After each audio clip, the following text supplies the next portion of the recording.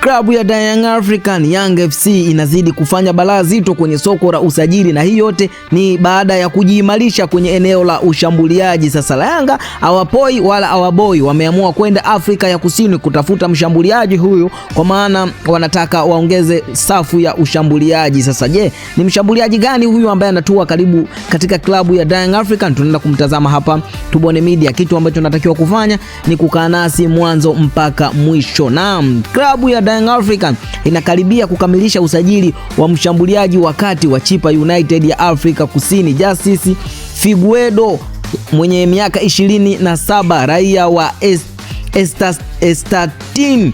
Taarifa zinaeleza kuwa mazungumzo ya pande zote mbili husika yamefanyika hatua ya mwisho, huku mchezaji huyo anatarajiwa kuwa mmoja wa kuongeza umuhimu katika safu ya ushambuliaji wa wananchi kuelekea msimu wa 2026-2027. Na iwapo dili hilo litakamilika, Justice Figuedo ataongeza ushindani katika safu ya ushambuliaji wa Young African ambao inaendelea kuimarishwa kwa ajili ya ligi kuu ya NBC Premier League pamoja na mashindano ya kimataifa hususan ya CAF Champions League. Sasa Young African wameamua kufanya balaa zito kwenye soko la usajili.